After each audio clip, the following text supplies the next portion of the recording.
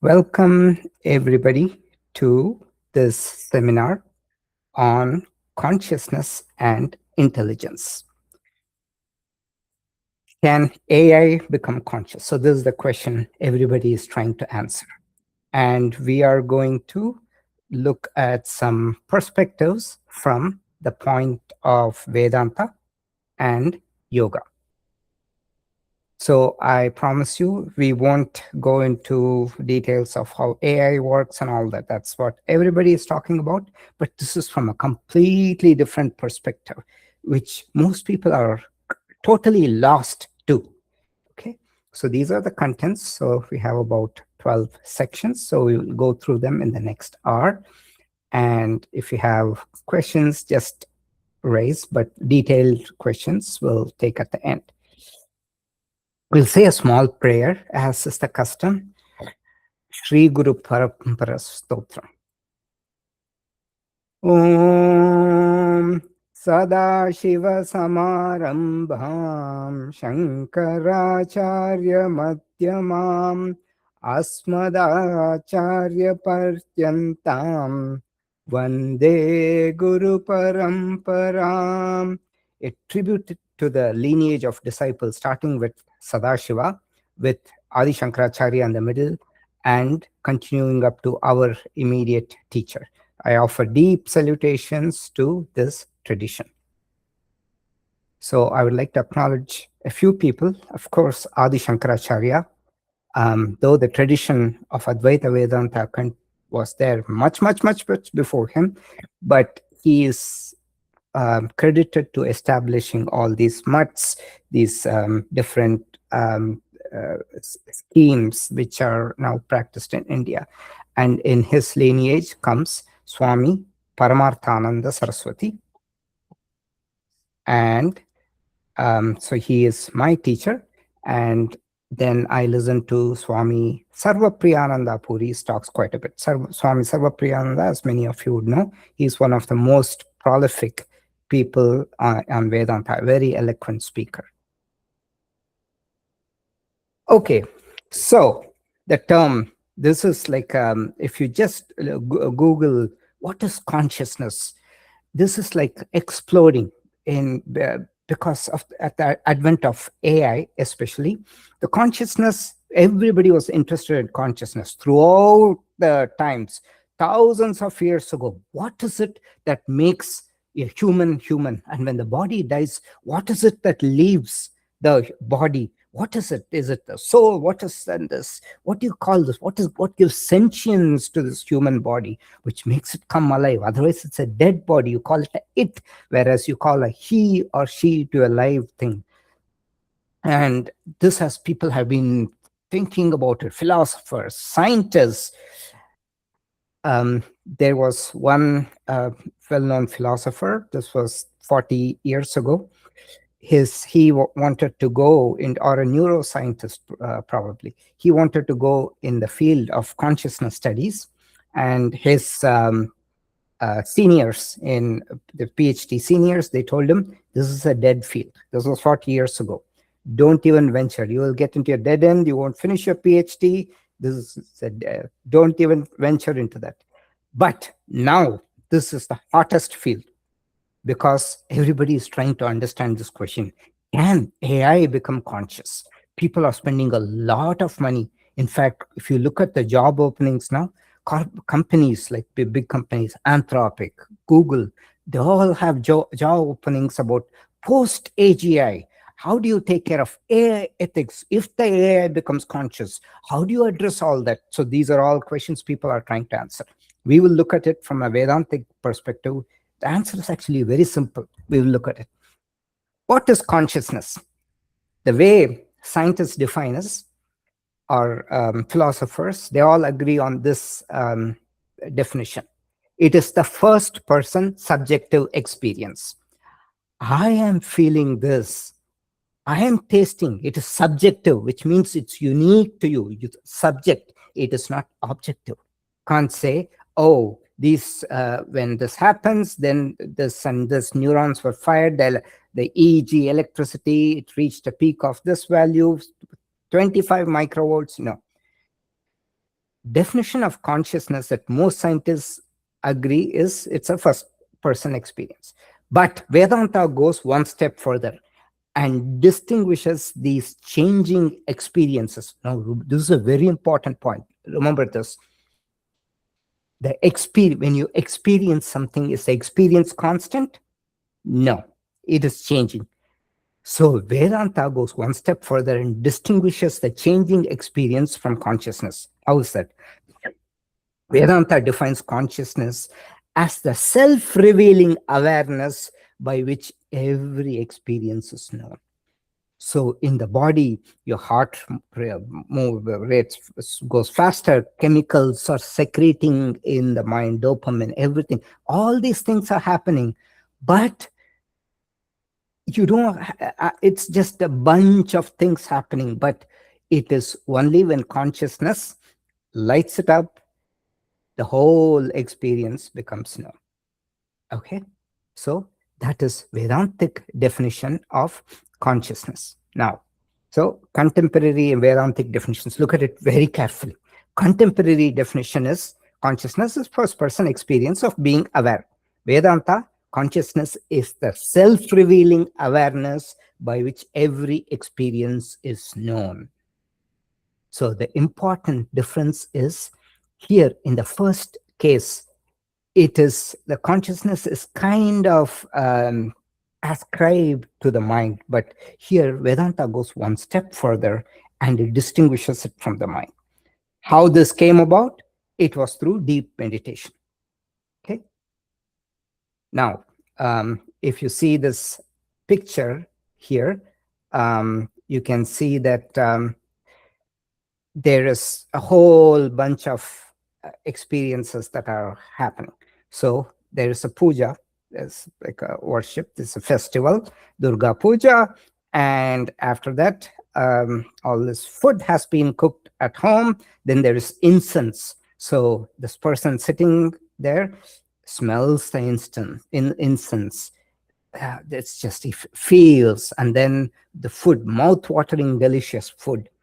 And then he feels like eating it before the puja is completed. But then the picture of scary Durga wielding her trident and everything, that puts a break on that thought. You see, the experience that this person goes through, it is changing. It is first the smell, everything is great, and then the tasty food, mouth-watering food, the whole, then scare. So the important thing to note is this: by the contemporary definition, it is a changing thing. But the Vedantic definition of consciousness is, it is unchanging awareness. It is that reference in the entire universe. In fact, that is the highest definition of Vedanta. We won't get into that detail. Okay. Now, coming to consciousness in any living creature. So Thomas Nagel, a famous philosopher, he coined this, he actually coined the term consciousness. He gave the definition. He famously said, an organism has conscious mental states if and only if there's something that is like to be that organism, something it is like for that organism. By this definition, popularly accepted definition in philosophical circles, consciousness is different in different beings. What it feels to be a bat, a whale. But Advaita Vedanta does not posit a different consciousness in each living being. The same consciousness is manifest through the subtle mind as a reflected consciousness. We'll see that. Differences belong to the mind and the body. Every body has a different mind. Okay, mind is like the software, brain is the hardware. We'll see that. So the difference does not belong to the consciousness. Consciousness is one. Okay, we will see that in more detail. I'm just giving you a flavor for what all this. So now we have to distinguish between intelligence and consciousness. What is intelligence? So it generally, whether it's AI or human intelligence, there's information processing. You're learning from experience. You are recognizing patterns. Human mind exactly works like this. Reasoning, and solve problems, planning towards goals, adapt behavior. When it comes to consciousness, Vedanta goes one step further and says that it is the only independently existing reality of the universe. We will not go into the detail now, as I said, because it's a vast topic with similarities to quantum physics. We will just limit consciousness to the body and not extend consciousness to the universe. Intelligence is revealed only when illumined by consciousness. So you see this very important definitions. Intelligence is revealed when it's illumined by consciousness. Intelligence is a changing function of the intellect, which is called the buddhi, which is a part of the mind. It is revealed through consciousness, and we will see this aspect in detail. Okay, so intelligence it's part of the intellect, it's part of the mind. It is, we will soon see that it's a mechanical thing, whereas consciousness reveals this intelligence. Okay, so far everybody is with me? Now the question is, can increasing intelligence produce consciousness? Scientists and philosophers continue to debate this question. Let's examine what Vedanta has to say. Okay, so far I've just given you, you'll have a lot of questions, different ways of looking at consciousness, different definitions. What's wrong with the contemporary definition? We'll see all that. Why it fails, we'll see that.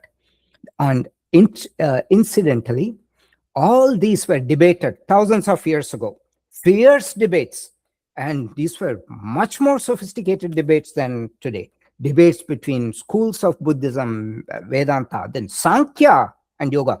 Even though Sankhya is almost similar to Vedanta. Vedanta derives, we'll see, it derives from Sankhya. Sankhya is the sister philosophy of Yoga. Okay. Now, first, I've been saying Vedanta. For those who are not familiar, I will introduce Vedanta. Vedanta, if you ask what it is, it's a bunch of techniques. It's a direct inquiry into the nature of the self using a calm mind. Okay. It is, look, this is the important definition, and this is worth noting. Unlike science, it is not limited to third-person observation of external phenomena. Science primarily investigates phenomena that can be publicly observed. You, I, and somebody else should be able to say, oh, okay, I read 10 volts, something like that. Or this is so-and-so signal. The blood test values so many milligrams per deciliter. Vedanta, so it's publicly verified. The problem where science meets a block is when it comes to subjective experience, because it is subjective. It is, you are the subject, not the object. Objective experience is easy to quantify, but the subjective thing, you being the subject, how can the subject be an object? So I want to briefly touch upon this Vedanta topic. I will elaborate later, but it's important to note that Vedanta is not scientific observation alone, which relies on observed phenomena. It is not merely philosophical speculation, okay, which often has no strong base to it. That's why we have, right now it's growing. There's one person who is keeping track of the number of published theories on consciousness. There are 320. This is Swami Sarvapriyananda quoted. This was actually a few months ago, or maybe even a year ago. Maybe now there are more, probably exponentially more, thousands maybe.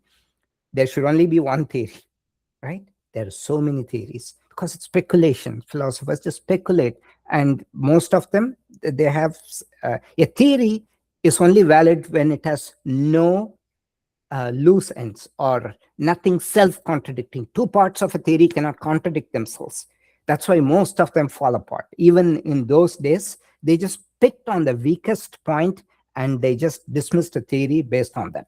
It cannot be self-contradicting. Okay.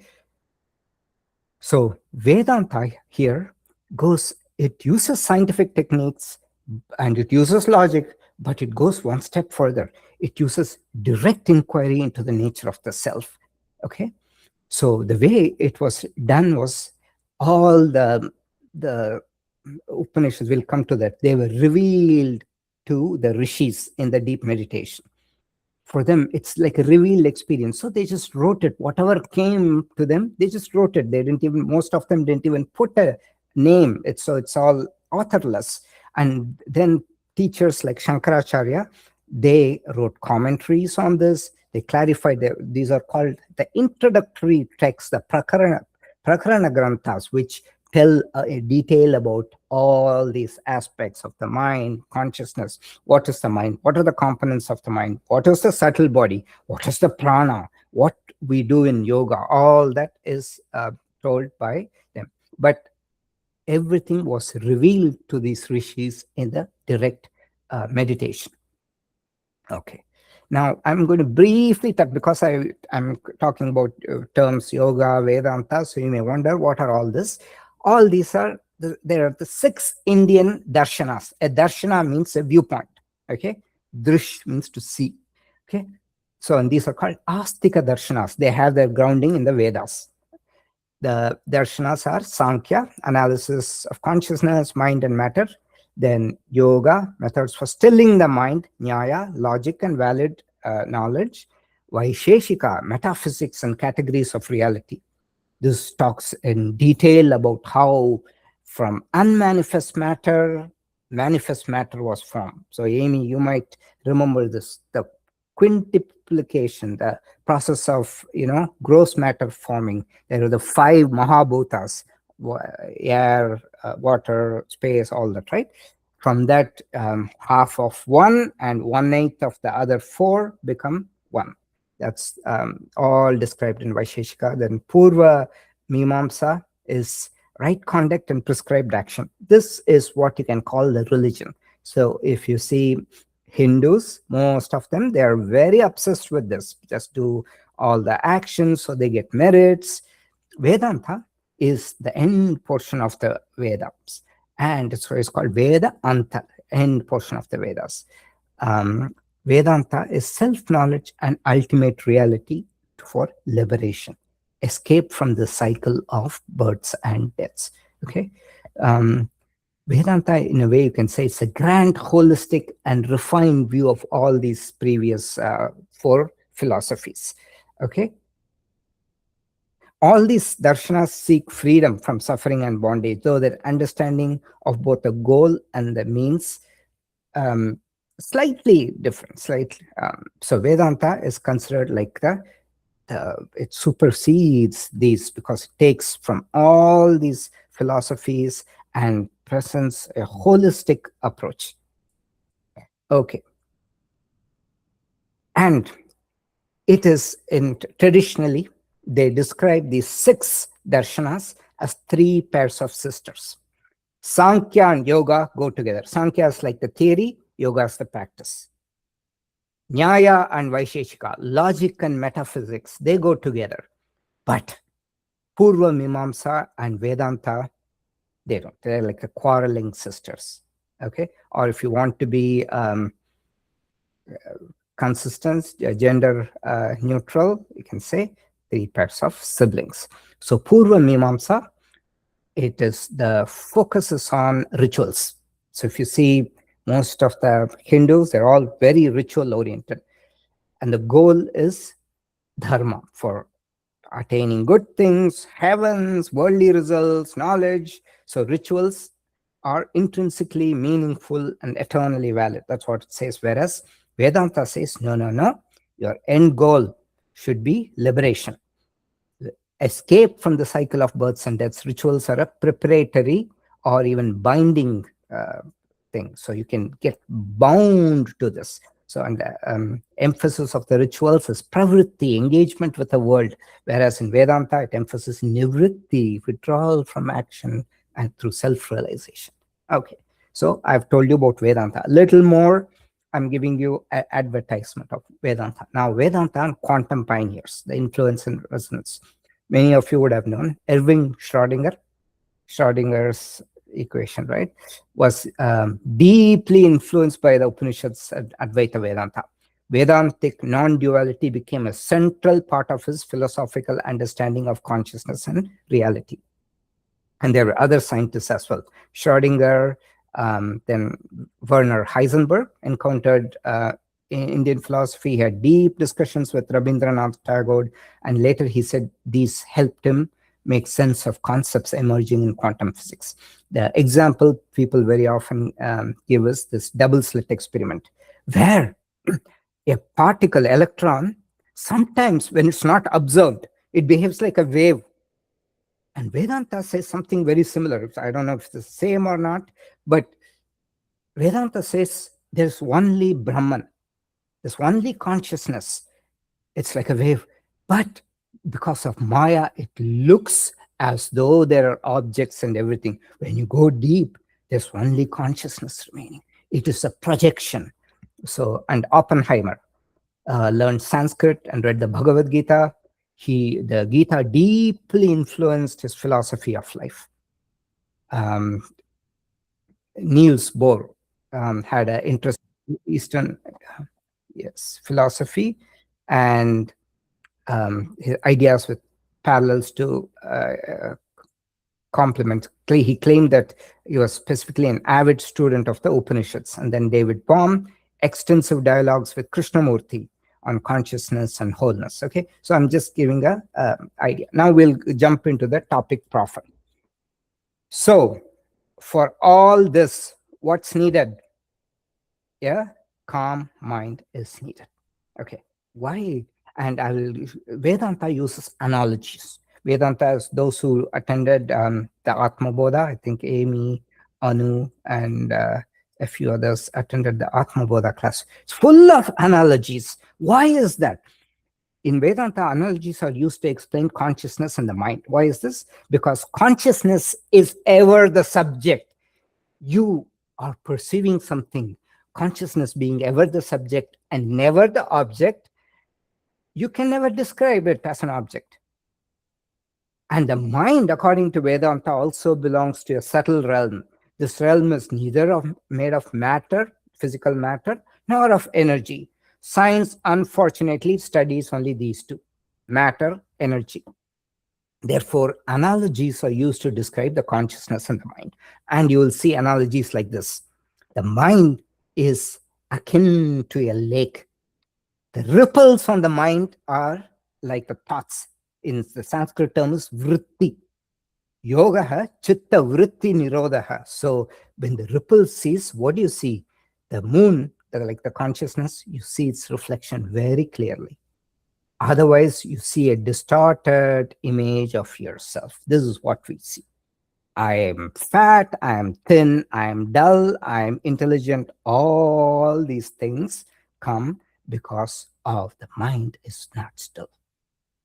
So far, is everybody with me? Is the progression clear? Yeah, okay. All right. Now, so what is Vedanta starts where yoga ends? The instrument of observation is the mind. So the mind is both the instrument through which the inquiry is conducted and one of the objects being investigated, like the mirror. We saw the lake example, now it's like a mirror. A tarnished mirror can't reflect things properly. So refine the instrument and polish the mirror. The mind has to be refined. Okay. Now, this is how a refined mind works. In a distracted mind, immediately identifies with a thought. Everything is mixed up. I am angry. I am afraid. I have decided. But a quiet mind can recognize, anger is known. Fear is known. Decision is made. Therefore, these are objects appearing to the knower. I'm using the term knower. I'll come to that. This is where meditation becomes important. It is not relaxation. People think meditation is relaxation. No, it is, of course, you get relaxed, but it makes possible a finer distinction between what? The thought and the knower of the thought. The changing mind and the changeless witnessing presence. This ahankara, this is the one that ahankara is like the ego or just the I maker, literally aham kara, aham karati ahankara. That which is the I maker is the ahankara. That's a false sense. I am this body. Oh, I don't like myself because I'm not great, I'm not good looking, all these things, or I am very good looking, all these stuff. And Ankara and the Atma. Atma is the one that is the witness. Vedanta does not ask us to merely theorize about consciousness. It asks us to refine the instrument through which consciousness and mind are being investigated. Okay. All right. Now we'll jump right into the topic. So a lot of people are speculating, okay, soon. Now it's not the case. Very soon, machines will become conscious. Okay. So now Vedanta makes a very clear answer. Consciousness cannot arise from matter. And it gives logic. You see here, it uses logic. Number one, why consciousness cannot arise from matter? That which reveals matter cannot itself be a product of matter. See the clarity with which people understood, and that clarity comes only from meditation. If you look at scientists, I've seen so many TED Talks. Within minute number 7, the whole thing, they're clueless. They said, this is one thing we can't agree. David Chalmers is supposed to be a noted philosopher on consciousness. He calls it the hard problem of consciousness. Very difficult. And so that which reveals matter cannot itself be a product of matter. You would agree with me? Yes, Amy. So what's special about like humans like being conceived, like, because at some point, like, there's matter that is like an embryo, and it grows, and at some point consciousness like enlivens that. And so what's the difference there that is somehow that matter is not, I don't know, somehow that statement doesn't apply in that case? This statement does not apply, that which reveals. Oh gosh, sorry, this question's like so confusing. I'm just thinking about like when people are born, like matter is there, like that moment, right? Like when it's like conscious, like why is like somehow this organic matter different than the matter of these machines? Yes, we'll come to that. Why is the organic matter, so sperm and the embryo fuse, and from this something starts to come up, and at some point consciousness enters that, and all these things start to happen, right? How is that same silicon organic matter? Why this is different and that's different? Okay, I'll give you the answer, but we'll come to it in detail. Swami Sarvapriyananda says matter, it's inert. We'll come to that when we see the 3 bodies. We'll see, in order for consciousness to be, and we'll see that again and again and again. I'll remind you, in order for consciousness to produce a live being, you need a subtle body. That's called Sukshma Shariram. That is the only entity which can capture the consciousness and reflect. Okay? The physical body is like the hardware. Within the hardware, the subtle body is the software. You need that to capture the consciousness. So Swami Sarvapriyananda, he'll say, yes, the matter cannot produce consciousness. But in the future, if humans cleverly are able to engineer a subtle body, theoretically it is possible. But subtle body, being a subtle body, we'll come to that, it's not available for the senses. Is your mind available for the senses to perceive? No. Mind, the brain, which are called the neural correlates. What's happening in the mind is like chemicals, electric signals, all these are correlates.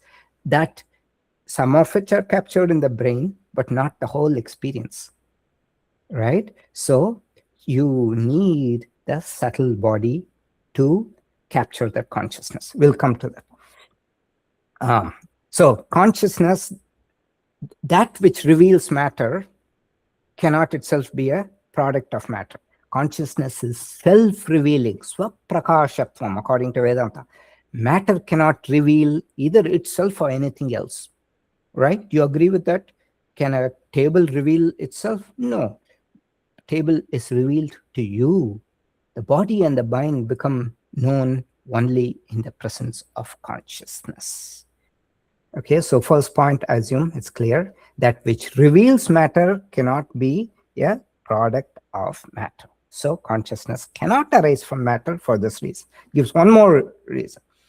Change requires an unchanging witness.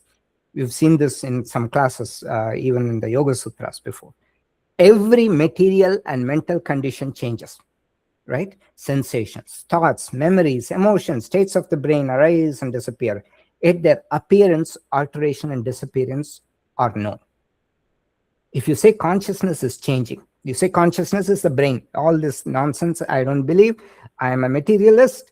I am saying consciousness is part of the brain. It's just the chemicals. If you say that, then if you say consciousness is changing because it was not there before and it suddenly appeared, you're saying, oh, machines became conscious, means it appeared, means it changed. Consciousness was not there, and then suddenly, lo and behold, there's consciousness.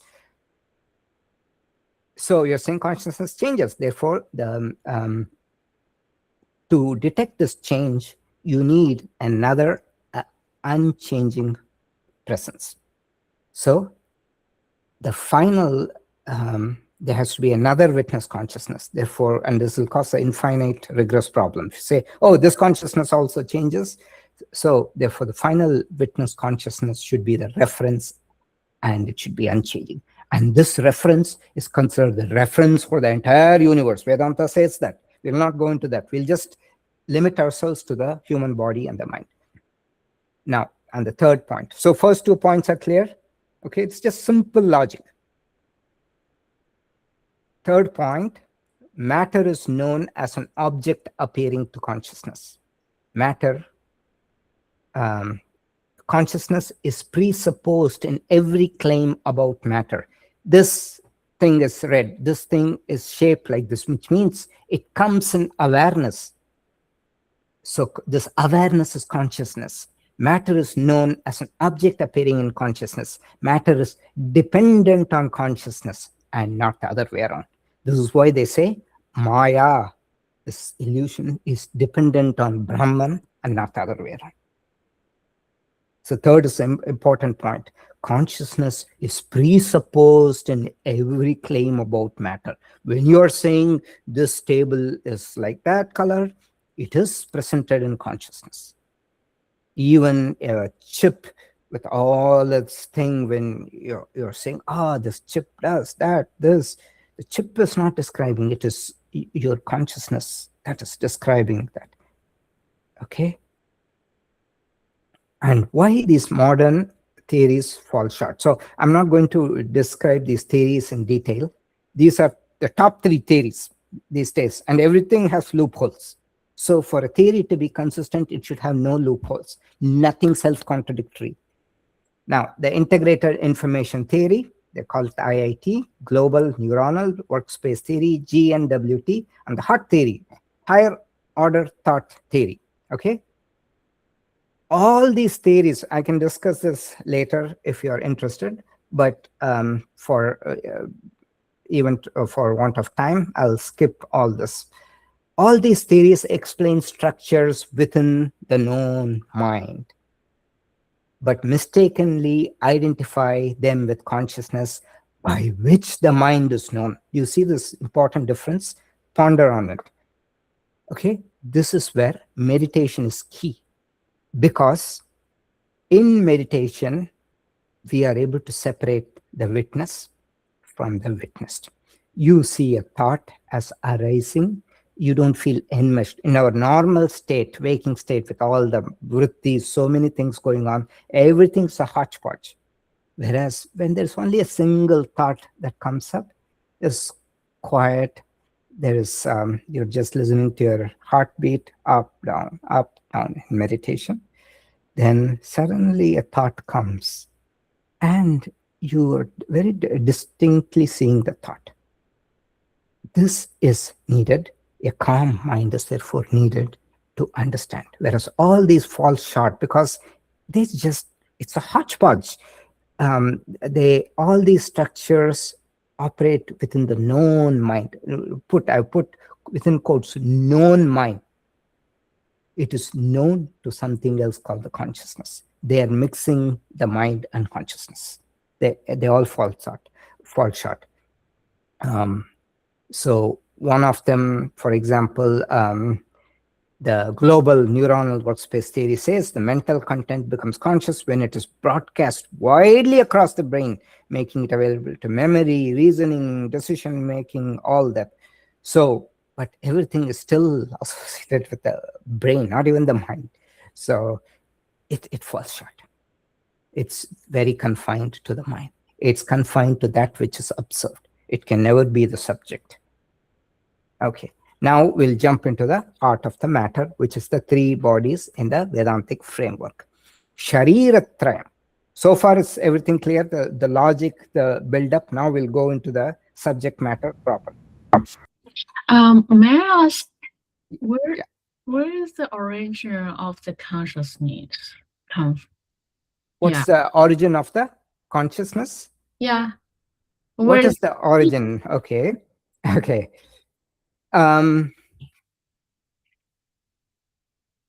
Generally, I'm not talking about meditation or Vedanta. Everybody had a curiosity over thousands of years. What is it that a table is not able to do that I, as a human being, can do? So this consciousness, the origin, that's when the rishis in the ancient days, they started to go inward. And upon meditation, these things were revealed. But these kind of questions were asked in all civilizations. And it's almost like a mystical experience. Okay.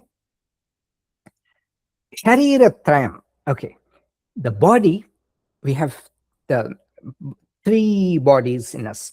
One is called the Sthula Shariram, the gross or the tangible body, blood, bone, muscle, flesh, everything, fluids. This is the gross or the tangible body. Nothing gross about it, but it's gross means as opposed to subtle, which is not available for the senses to perceive. The gross body is what the senses perceive. Then the Sukshma Shariram, Sthula Shariram, gross body, Sukshma Shariram, the subtle body. The subtle body is the invisible functional layer through which we think, perceive, and act. Invisible, not available to the senses. Karana Shariram is the causal body. We'll skip that. It's not relevant to our discussion here. All of these are inert. Look at what Vedanta and Yoga say. Mind is inert. These are not the physical organs themselves, but this is a subtle capability that function through the physical body. That's the subtle body, okay? All are inert and mechanical in nature.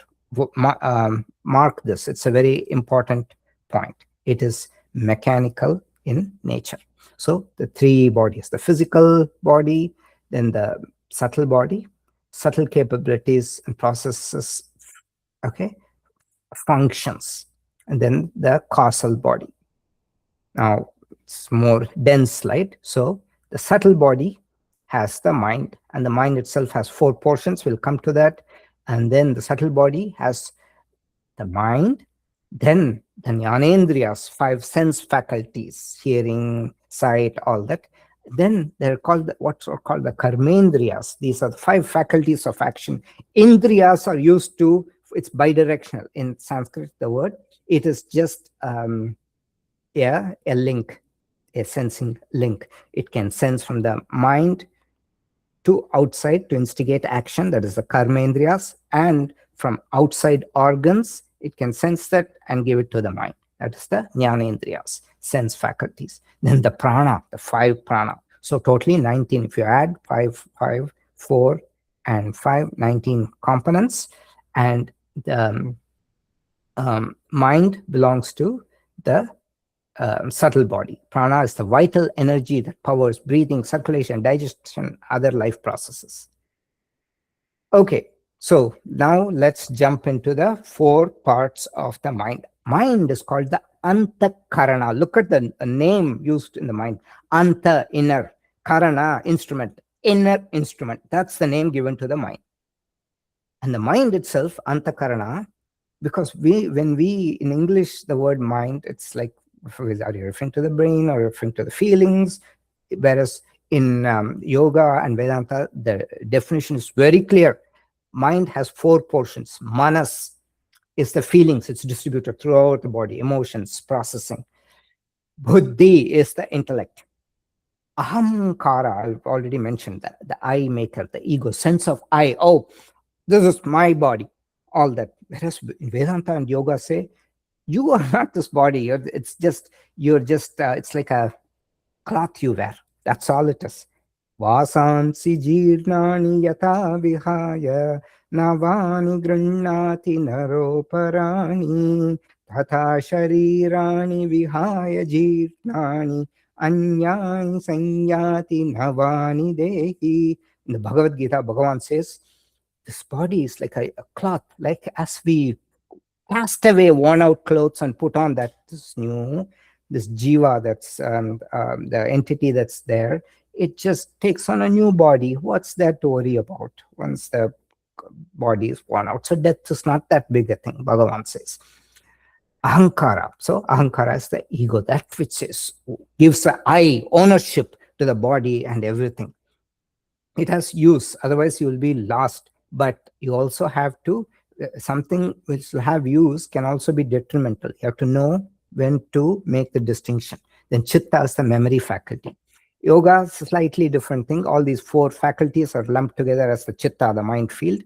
Chittiva bhavayati chittam. The chitta, being illumined by the consciousness, shines like the consciousness in yoga. Okay, but we'll stick with this definition in Vedanta. So the mind screen, the entire mind, this analogy. So these are all modern day analogies. Those days they didn't have movie theaters, but they had all this shining light on this object to create this big shadow, something like that. Those examples are used. So now they've extrapolated it to nicer movie theaters.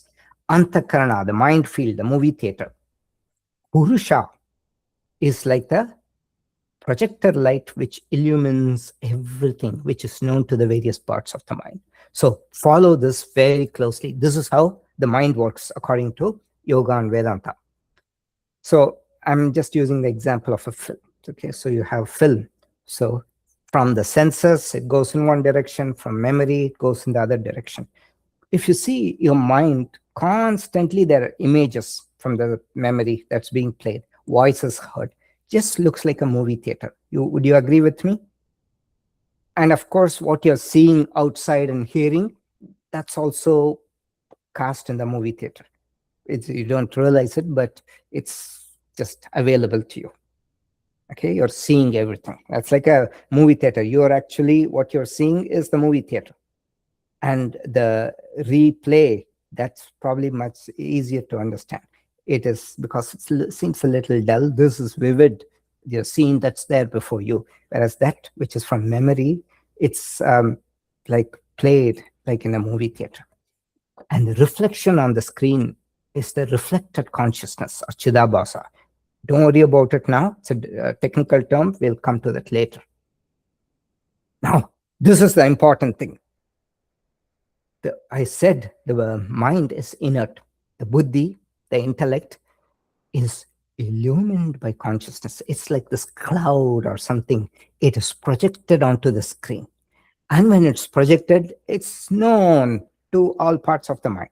So the whole thing is known to the mind field, everything. So when the intellect says, so this person is going to hurt me, immediately what happens? The manas feels it and it transmits it to the karmendriyas. Your heart now beats faster, your stomach clenches, all that happens.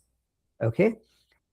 Similarly, consciousness illumines the manas and even the ahankara. So far, are you with me? Is it understood? This is the intellect and the manas. All these are just inert. They are just illumined by the consciousness, which is just like the light. Light illumines everything, a crime scene and a surgery room. Everything is just illumined by light. Light does nothing. It's just neutral. Light just purposes illumination. If the scene is bad, if the mind is bad things happen. Consciousness is pure, pure light. So far, is everything clear to everybody? Okay. Now let's illustrate using this chain, using fear. What happens? Manas experiences fear. Okay. The consciousness illumines it. It's like just like this, projected onto the screen. Okay. And a memory from the chitta of a similar incident is retrieved. It is now known to the intellect. So it's only on the projector screen, everything is known, right? So the intellect now knows that. Then Buddhi decides fight or flight. It has to make a decision. So it makes a decision. Then the Ahankara appropriates this experience and decision as, I feel fear. I need to fight. I have to protect this me, this unit. Consciousness, this is exactly how it's happening. Consciousness illumines this Ahankara also. This I maker, it cheater, it's so close to consciousness, it seems to think it is the one doing everything, but consciousness illumines this also. Ahankara is the I maker, not true I. That's why it's called Aham Kara, that one, that which I maker. Aham is I, Kara is Karati, which is a maker. So in the train of thoughts, perceived threat comes, then Manas experiences fear, emotional processing, physical tension, rapid heartbeat, then Chitta, memory faculty, recollection of a similar situation. Chitta recollects a similar situation, activates past memory impressions. Buddhi, intellect, knowing stage. Intellect, Buddhi decides, evaluates and decides fight or flight. Then Ahankara, what does it do? It appropriates experience and decision. It says claiming agency. I feel fear. There is fear versus I feel fear. I need to fight or flee. It's the I maker. Then the empirical individual acts. Sentient being proceeds to action. Now, in this chain, note this. We usually don't pay much attention to stages 1 and 2. Immediately, when the intellect and the Ahankara take over, stories, all these things are viewed. The 1 is a very important stage because that's why it's called the gut feel. It gives a situation as thus. But when the intellect and the Ahankara, they come in, they create, and also adding color, the Chitta can add color, so it can create a mess. Do you see that? That's why they say, pay attention to your body. Whereas most people live in their heads because the mind can lie, whereas the body never lies. So these feelings of gut feel, use your instinct, all that they say, right? That is the manas. Okay. All right. Ahankara and Purusha. Purusha is the true I, that is the Atma. Okay. It is a silent illuminator. Like the projector light, it's a silent illuminator of all states. It is never angry, never deciding, never acting. You never act. This is what Vedanta says. Bhagavan in the Bhagavad Gita says, you are unblemished. You are not the actor. It is all these agents in the mind which are acting. Since you don't act, you don't reap any karma. It is the mind which reaps the karma.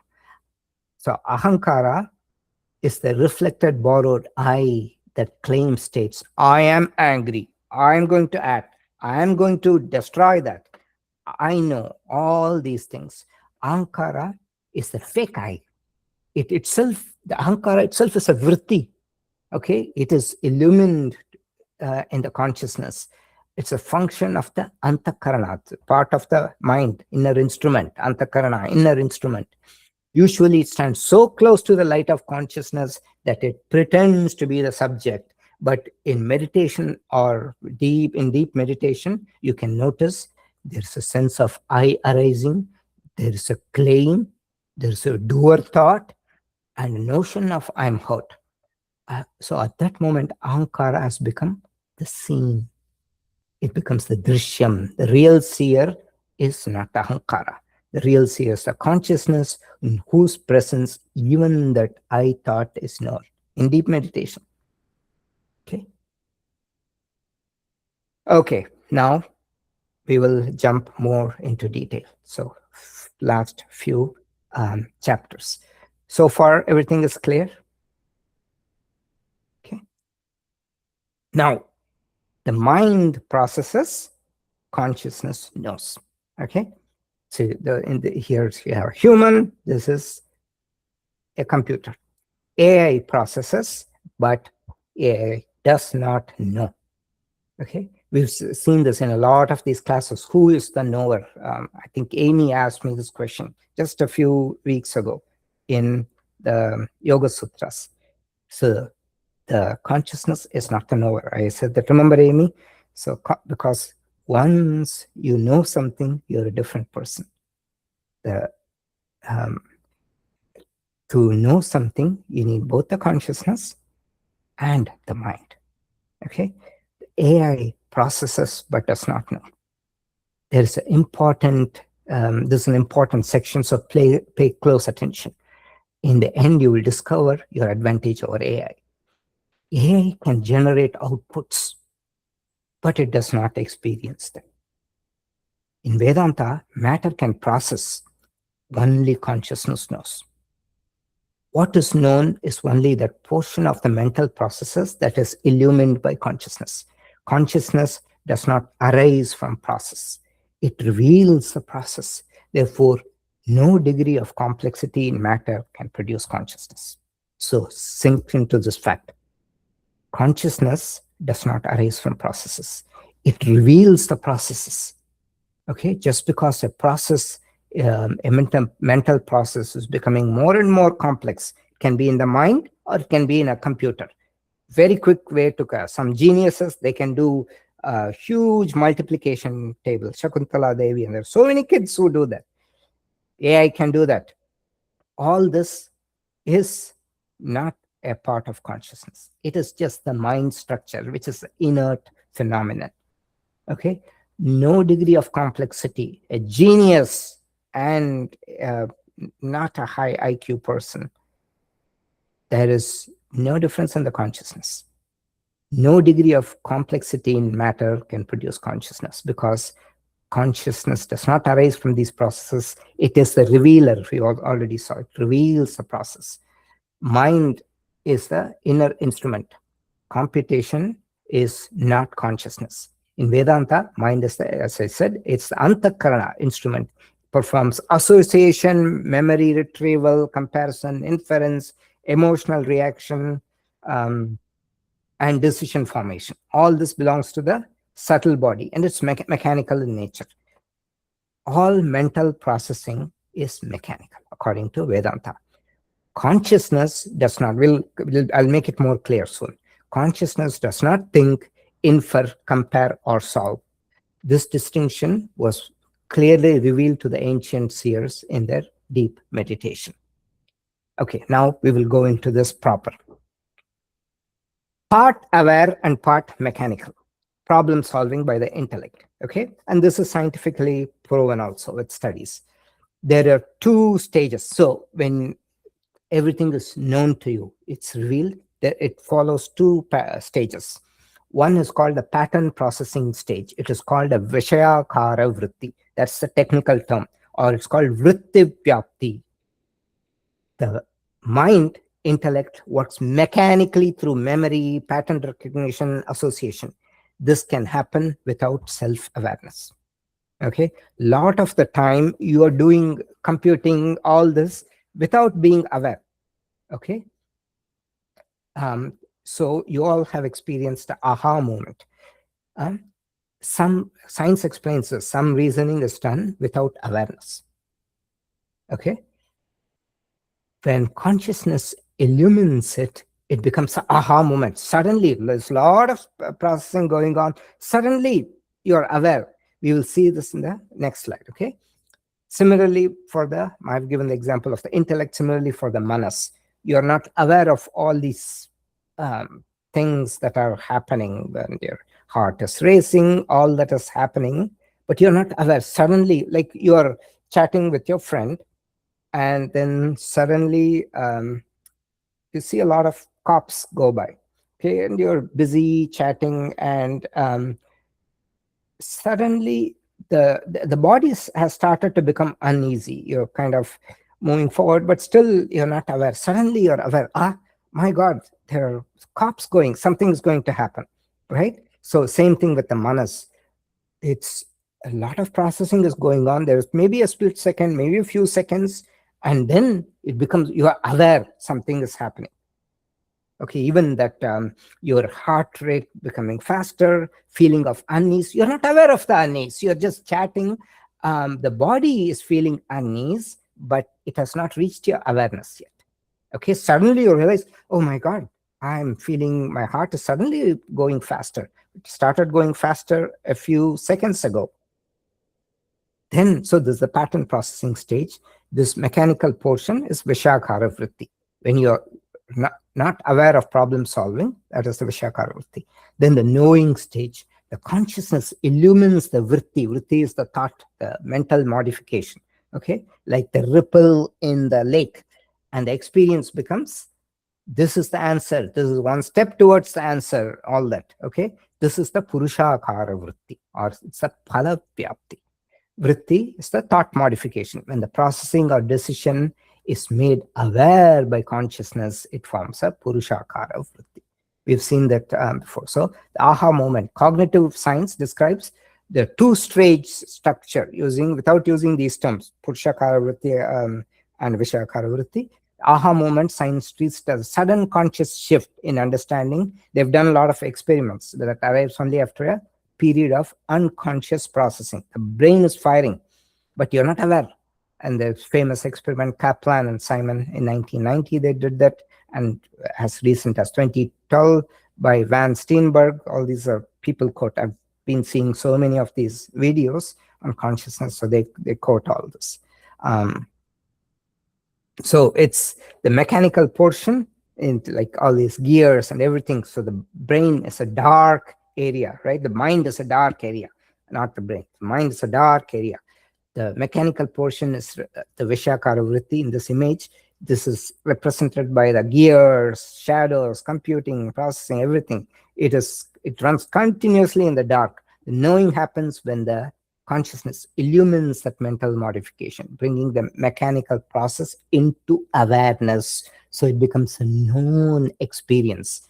This is the Purushakara Vritti. So here there's this beam, ethereal beam of light shining down, illuminating only a portion of the mechanical gears, making them visible, not the whole mind. So we've seen this in the Yoga Sutras and also the Atma Bodha and other classes. So part aware, part mechanical. Same thing happens to the manas. I said the body tenses, heart beats faster, and the feeling becomes known as fear. Okay, that is why manas is the link to the senses, and it also sends information to the senses. That's why it is called the king of the indriyas. Manas shashtani indriyani prakritistani karshati. The Bhagavad Gita 15th chapter, Amy, if you remember that from last week. So Manas is the king in the Puranjana Upakyanam. Those who remember that, there is a commander-in-chief with 10 soldiers. And the commander-in-chief is directly behind the beautiful lady. The beautiful lady is the intellect, Puranjani. The commander-in-chief is the Manas, okay? The emotional processing. Then the Manas has the 10 indriyas, 5 karmendriyas, 5 jnanendriyas at his or her disposal. So far, everything is kind of clear.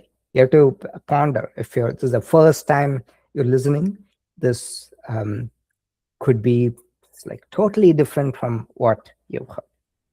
Okay, I'll give a moment here before I continue. Okay, so assume you're all comfortable with how it's going. Anjana, Anu, Sarah, Tina, okay. The way yoga defines this is the mind takes the form of the object. That is why it's called vritti vyapti. Another term for vishakara vritti. Vritti is a thought modification. Vishakara means it is full of content from the object. Purushakara means the light is shown. Purusha is the light. So it's illumination. Okay. Vritti, it's also, this entire vritti is illumined now. First, it is just mechanical. Vishakara, object, mechanical. It's also called vritti vyapti, which means the mind takes the form of the object. So you see a bull, this is like how it is. The mind, it's like it's engraved in the mind. That's why the imprints form in the mind. Consciousness is this light streaming in. Okay, it's the phala vyapti. It's the fruit of this. And the fruit is the whole thing comes to awareness. Okay. Vyapti means to pervade. Now, so we'll see the nature of this featureless consciousness. I've been saying consciousness, consciousness, consciousness. That's the only thing yoga also talked about. Yoga says, yoga chitta vritti nirodha, then tada drashtu swarupe vastanam. The moon, if you remember the moon example, the drashta, the purusha, is in its own true nature in the mind. When all the vrittis cease, see the reflection. Okay, so tada drashtuhu swarupe avastanam. So the drashta is the seer. Seer is also called the consciousness. What are the features? Remember, I'm saying feature. I shouldn't even use the word feature. What is the nature of consciousness? I'm not using the word property, because property is something which belongs to an object. I shouldn't probably even use the word feature. So what is the nature of consciousness? Okay, this is featureless consciousness. That's why I've used the word featureless consciousness, because feature means it's a property. Aprameyaha. Prameyam means object of perception. Aprameyaha, which can never be the object of perception, which means what? It cannot be comprehended. The subject can never be the object. Only if it's an object you can comprehend it. Okay, subject, it's ever the subject. Therefore, you cannot comprehend. That's why analogies are used. Avinashi, eternal or indestructible. Nasham means to destroy. It's indestructible. Therefore, it's eternal. And sarvagataha or deshata aparichinnaha. Aparichinnaha means not confined to a place. Desha, place. Parichinna means confined. Aparichinna, peri. The word, English word means perimeter, or it's confining. Chinnaha means restricting. Chinna, small. So it's putting something and restricting something. It's not confining. Okay, see the difference. The English and Sanskrit have the same roots. Okay, though your Sanskrit is much older than English, but you'll see a lot of similarity. Sarvagataha, all pervading, because it's not confined. Consciousness is there everywhere, but it's not available. Like Amy, again, your question, why in an embryo you say consciousness there? Because at its very basic level, it's just a few molecules, maybe just a sperm and egg fusing. Then why are you saying consciousness is working its magic there, but not in a silicon chip? Silicon chip seems even more complex because the subtle body is absent. It is all pervading, but we'll come to that again. Nirvikaraha. Vikara means to change. It is changeless. Akarta and abhokta, very important point. It is a non-doer of actions. We'll come to that. Who does the actions? And not affected by the results of actions. And the relationship of the Atma to the body, consciousness or Atma, is not product, part, or property of the body. It is an independent entity which pervades and enlivens the body. Look, you are that Atma. You pervade your body. You are not your body. It's how much of a relief this is. Right? You pervade your mind. You're not the mind. If somebody calls you, oh, you're not picking up things fast, say, blame you. You don't have to worry. You are the unblemished. This for this little 80 years or so, it'll be like that. Then after that, you'll get a new body. The mind also, certain the impressions are there, but it'll be new. You'll probably get you'll become like superstar in terms of solving complex math problems. So consciousness is an independent entity which pervades and enlivens the body. Consciousness is not limited by the boundaries of the body, but because in the boundaries of the body, the Sukshma Shariram lives, it's only available there for perception by you. Okay? Consciousness survives even after the fall of the body. So, not limited by the boundaries. Again, Amy, answering your question, it survives after the fall of the body. The surviving consciousness is not accessible to us, not because it is absent, but because there is no medium for its manifestation.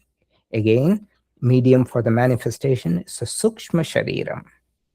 It is not there, then it can't manifest. Now, the important question. I said consciousness is non-doer of actions. Why is it a non-doer? Can somebody say why consciousness cannot do actions? Anybody? It's not part of the physical body. Consciousness is not part of, but it can instigate somebody to do actions. Na kartrutvam na karmani lokasya sujate prabhu. Bhagavan says, he knows you're going to ask this question. 5,000 years ago, Bhagavan wrote this answer. Na kartrutvam, the consciousness does not even instigate. Why? I remember. Yeah. Because it's only observing. It's not obtaining, it's not keeping any of the gunas. Yes, good. But it's something even more thing, because the moment you instigate or do something, you're a different person. Do you see that? When you do or cause to be done, there's a change that has happened in you. Consciousness is unchanging. It is the reference. Why it has to be unchanging? Because to see a change, you need another change there. Do you understand the logic here? So to instigate, when you're an instigator, there is a change that has to happen. Everything requires a change. Without change, you can't even instigate. If something has to instigate, to poke, you need something changes. So consciousness, even though it doesn't do, if you do potential energy, kinetic energy, I know you'll say that, but even it doesn't even instigate. Okay? All right. Okay. If consciousness does not do action, who does action? Okay. This is where, remember I told you about the reflected consciousness. When I showed you the mirror picture, remember all of you, or the mirror picture, I told you I will use a term called the reflected consciousness. Also, when I used the image on the screen somewhere in the presentation, I showed a movie theater and an image on the screen. I said reflected consciousness.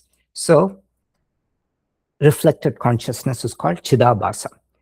How? Now we will explain how the rubber meets the road. Consciousness, matter. How do they meet two different entities? I'm saying they're two different entities. How are they coming together? Matter, subtle matter, or gross matter? Those are the only two things we've talked about. Sukshma Shariram, Sthula Shariram. Subtle, gross matter. Now, we have the pure consciousness that just illumines and the inert mind. What's happening? In this analogy, look at this analogy. The pure consciousness is like the original face, always happy, smiling. Sat Chit Anandam. The nature of consciousness is bliss. If your true nature is bliss, why are you unhappy at times? It is because of the reflecting medium called the mind. When the happy face is reflected on a distorted mind, it can seem angry, it can seem sad, or it can seem happy. Okay? In this analogy, the pure consciousness is like the original face I said. The individual is called the jiva. Look at the important term, jiva, or the sentient human mind. Okay? Is like this reflection. The sentient being is like the reflection. Sometimes happy, sometimes sad, sometimes angry. Reflection gives rise to the empirical individual, which is all this. Reflection in the mind, which takes ownership and does actions.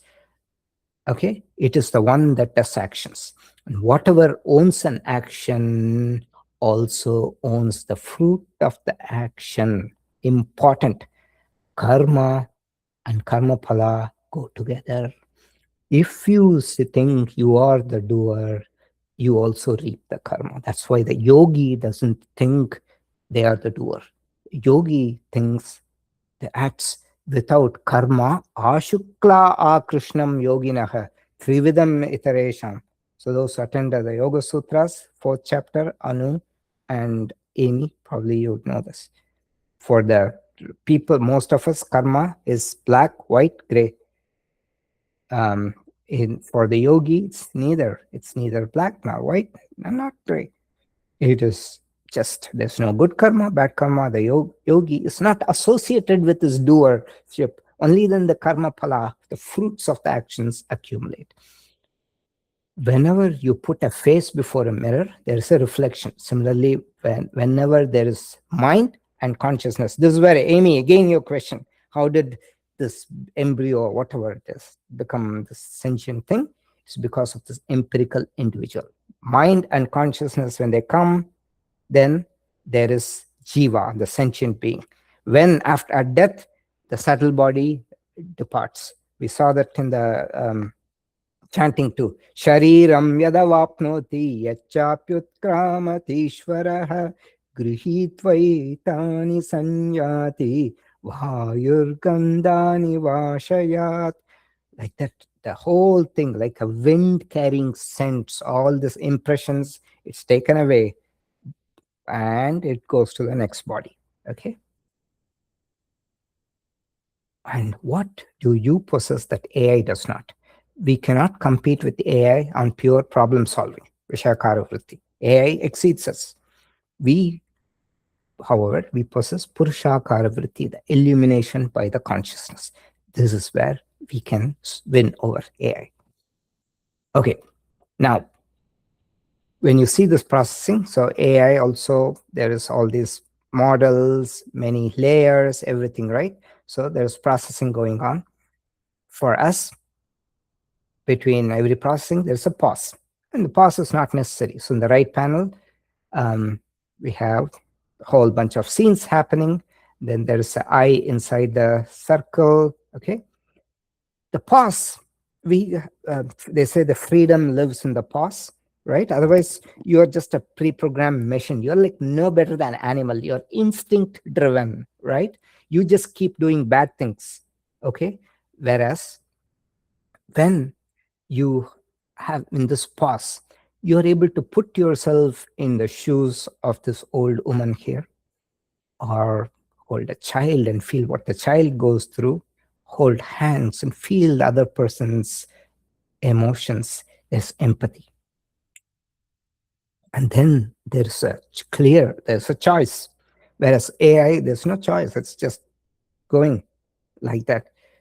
Here, because you are able to feel the other person's viewpoint, this one is instinct driven, the other is by experiencing this Purushakara vritti, doing its fuller work, not merely saying, oh, the state is present, I have to act reactively. No, it's imaginatively knowing what it would mean for someone else. That's empathy. Okay, that is where you have the advantage. From this illumined felt ground, choice becomes real, a genuine fork, not the next link in the chain. Here, there is no choice. Okay, so freedom lives in the pause. Freedom isn't the empty gap itself. It what allows that gap to be felt and known before you act. Okay. So Shankaracharya therefore says, Durlabam trayame vaitat devanugraha hetukam manushyatvam mumukshutvam mahapurusha samshrayah. The three things are indeed very rare and arise only by the grace of the divine. Deva anugraha hetukam. Hetukam means arising out of Deva anugraha, divine grace. What is that? Human birth, manushyatvam, longing for liberation, mumukshutvam, and mahapurusha samshraya, refugee of great people or great teachers. When these three come together, liberation becomes possible. Okay. So in conclusion, turn inward to understand the mind. So 6 points you can take with you. The mind cannot be fully understood through external observation. Vedanta turns inward through meditation to examine the mind and the consciousness that illumines it. Second point, consciousness does not arise from matter. Therefore, increasing the intense intelligence or complexity of AI cannot produce consciousness. Third, consciousness is changeless and actionless.